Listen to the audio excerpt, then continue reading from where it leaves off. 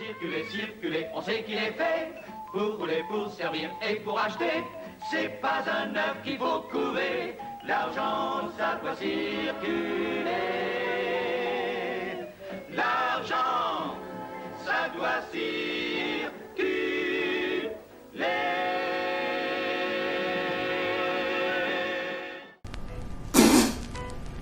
Vacuum, Mum. Tongue.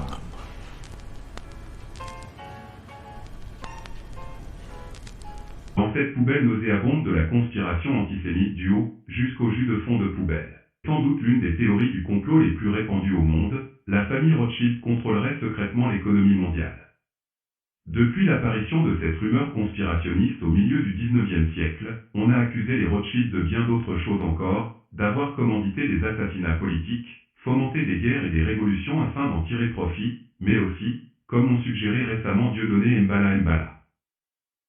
Le site d'État iranien francophone Par Today et d'autres obscurs commentateurs antisémites, d'être derrière la pandémie de Covid-19.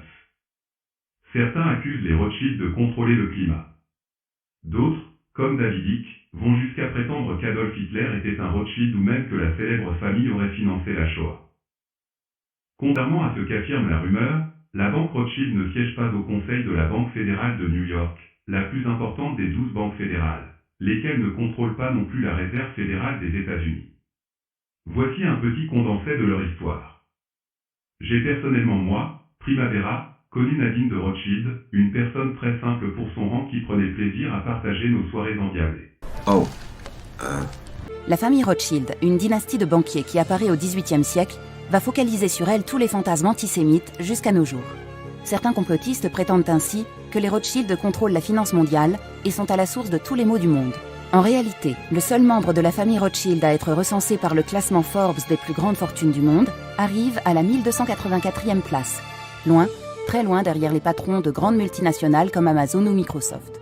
Il y a quelques jours, le monde du Gotha a été surpris d'apprendre la disparition prématurée de l'une des plus grandes fortunes de France. L'héritier d'un empire de la finance, un génie de l'investissement, doublé d'un visionnaire. Benjamin de Rothschild est décédé le 15 janvier 2021, à l'âge de 57 ans.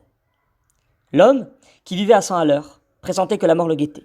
Il y a quelques années, lors d'un entretien avec des journalistes, cet amateur d'excès et de passion avait déclaré qu'il ne risquait pas de mourir très vieux. Il espérait alors pouvoir prochainement transmettre, de son vivant et sans tarder, la gestion à ses filles d'un patrimoine estimé aujourd'hui à plus de 4 milliards d'euros. Un patrimoine qu'il avait fait fructifier, mais dont il n'était pas à l'origine. Issu d'une prestigieuse lignée de banquiers européens, Benjamin de Rothschild avait dans le sang le moteur des vainqueurs qui anime, depuis le XVIIIe siècle, l'une des familles juives les plus célèbres de la planète. Revenons sur la fabuleuse histoire d'une célèbre dynastie, apparue en Allemagne en 1570 et appelée à rimer avec richesse et réussite. Le patronyme Rothschild a été adopté par Isaac Elchanan, un ancêtre natif de Francfort. Établi dans la ruelle des Juifs, la Judengasse, ce marchand fit du blason qui ornait sa maison un nom de famille, à une époque où les membres de la communauté juive manquaient encore de reconnaissance, faute de titres et d'état civil. Pourtant, c'est son descendant, Mayer Amschel, qui 2 siècles plus tard amorcera le tournant économique décisif de la lignée. En transformant le modeste commerce de prêt sur gage créé par son père en banque reconnue, ce juif de cour devait devenir le trésorier du prince électeur de Hesse-Kassel, Guillaume Ier. À sa suite, 5 de ses 10 enfants allaient être amenés à ouvrir des succursales dans les grandes villes d'Europe occidentale de l'époque. Londres, Paris, Vienne, Naples et Francfort. Ces 5 fortunes, symbolisées sur l'emblème de la famille au moyen de 5 flèches, deviendront plus tard les 5 branches prestigieuses d'une dynastie appelée à marquer l'histoire. Élevés au rang de barons par l'empereur d'Autriche, les Rothschild contribueront en quelques décennies à faire émerger une nouvelle société juive occidentale, utile et reconnue. Des 5 branches d'origine ne subsistent aujourd'hui pourtant que l'anglaise et la française. Installé à Manchester, puis à Londres, le fondateur de la branche londonienne doit sa fortune à un événement majeur de l'histoire européenne. Informé par un pigeon voyageur de l'issue de la bataille de Waterloo, Nathan Mayer Rothschild spécula en 1815, avant tout le monde, sur la victoire de la coalition menée par les Anglais face à Napoléon. Des Anglais que le banquier londonien finançait depuis plusieurs mois déjà, pour contrer les ambitions françaises en Europe. En remerciement, la couronne britannique accordera des titres de noblesse à la branche londonienne et la sollicitera par ailleurs à de nombreuses reprises plus tard pour développer son empire.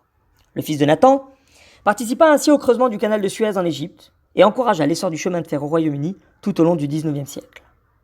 Plusieurs héritiers servirent souvent de façon volontaire sous l'uniforme anglais, comme Evelyn, tombée sous les balles ottomanes en Palestine, ou encore son frère Anthony, blessé lors de la célèbre bataille anglo-turque de Gallipoli dans les Dardanelles. La contribution des Rothschild est impressionnante, quels que soient les domaines.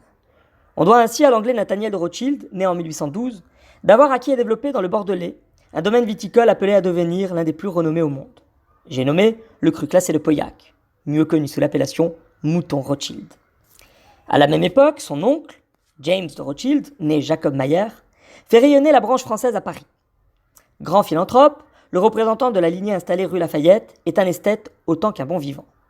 Collectionneur d'art, passionné de chevaux et de vin, il amorce un nouveau tournant familial en investissant dans les écuries de courses de chevaux. Cet intérêt pour le monde équestre ne sera plus démenti ensuite, et Benjamin, son descendant direct, récemment décédé, pouvait se réclamer de son héritage. Féru de bon vin, James acquiert à son tour dans la seconde moitié du XIXe siècle un vignoble dans le Bordelais, aujourd'hui mondialement célèbre, le château Laffitte Rothschild. Fiers de leur patrimoine, amoureux de la patrie et soucieux de lui offrir le meilleur, la branche française n'aura de cesse au XIXe et XXe siècle de défendre les intérêts français, que ce soit en soutenant l'effort de guerre contre la Prusse en 1870, en servant dans les tranchées en 1914 sous l'uniforme des poilus, ou encore en s'engageant dès 1940 pour contrer l'avance allemande. Spoliés et traqués pendant la Shoah, les Rothschild de Paris devront néanmoins faire profil bas lors de la Seconde Guerre mondiale, face à une politique vichiste scélérate qui manquera de peu de faire disparaître la branche française.